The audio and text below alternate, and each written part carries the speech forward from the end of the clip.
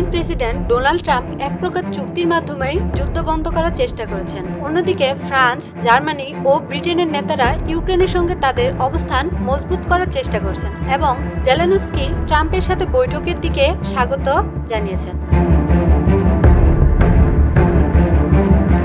শুক্রবার আলাস্কায় ভ্লাদিমির পুতিনের সঙ্গে বৈঠকের পর ট্রাম্প ইউক্রেনকে চুক্তিতে রাজি করানোর চেষ্টা করেছেন। ওই বৈঠকে রুশ প্রেসিডেন্ট ইউক্রেনের ছোট কিছু দখলকৃত এলাকা ছাড়ার প্রস্তাব দিয়েছেন এবং তার বিনিময়ে বিশাল অংশ দাবি করেছেন। পুতিনের এসব দাবি সরলভাবে দেখলে ইউক্রেনের জন্য মেনে নেওয়া অত্যন্ত কঠিন। এতে বোঝা যাচ্ছে ইউরোপের গত ৮০ বছরের সবচেয়ে ভয়াবহ যুদ্ধ, যেখানে ১ মিলিয়নের বেশি মানুষ নিহত বা আহত হয়েছে, তা শেষ করতে আলোচনার পথ সহজ হবে না। রয়টার্সের এক প্রতিবেদনে বলা হয়, ফরাসি president Emmanuel Macron, German chancellor Friedrich Merz ও ব্রিটিশ প্রধানমন্ত্রী কিয়ার স্টারমার রবিবার কোলিশন অব দ্য উইলিং ইউক্রেনের মিত্রদের ভার্চুয়াল বৈঠক আয়োজন করেছেন।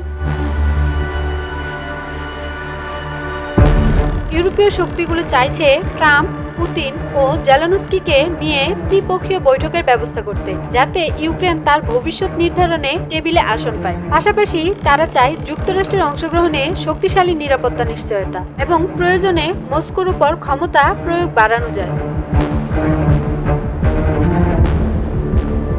শনিবার ট্রাম্প বলেন, ইউক্রেনের উচিত রাশিয়ার সঙ্গে সমঝোতায় যাওয়া। আলাস্কা সম্মেলনের পর ট্রাম্প জেলেনস্কিকে ফোন করে জানান, পুতিন প্রস্তাব দিয়েছেন কিয়েভ যদি সমগ্র দোনেস্ক অঞ্চল ছেড়ে দেয় তবে রাশিয়া বেশিরভাগ ফ্রন্ট লাইন স্থির রাখতে রাজি। কিন্তু সূত্র বলছে জেলেনস্কি ওই দাবি প্রত্যাখ্যান করেছেন। বর্তমানে রাশিয়া ইউক্রেনের ৫ ভাগের ১ ভাগ দখল করে আছে, যার মধ্যে দোনেস্ক প্রদেশের ৩/৪ অঞ্চল অন্তর্ভুক্ত।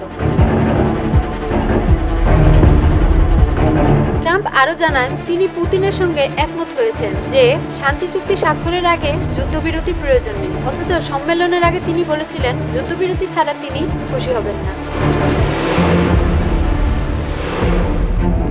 যুদ্ধবিরতিতে রাশিয়ার অনিচ্ছা স্থায়ী শান্তি প্রতিষ্ঠার প্রচেষ্টাকে জটিল করে তুলেছে। এক্স-এ তিনি বলেছেন, হত্যা বন্ধ করাই যুদ্ধ থামানোর মূল উপাদান।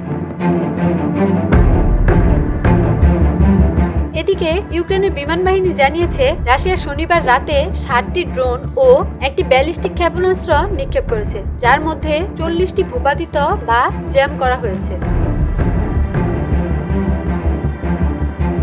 আলাস্কা সম্মেলনের পর পুতিন জানিয়ে দেন, রাশিয়ার দীর্ঘদিনের দাবিতে কোনো ছাড় নেই। এর মধ্যে রয়েছে ইউক্রেনের ন্যাটো সদস্য পদে রাশিয়ার ভেটো ক্ষমতা। ব্রিটেনের সাবেক জাতীয় নিরাপত্তা উপদেষ্টা মার্ক লায়েল গ্র্যান্ট বলেন, এ সম্মেলন পুতিনের জন্য স্পষ্ট জয়, কারণ ট্রাম্প তাৎক্ষণিক যুদ্ধবিরতির দাবি থেকে সরে এসেছেন।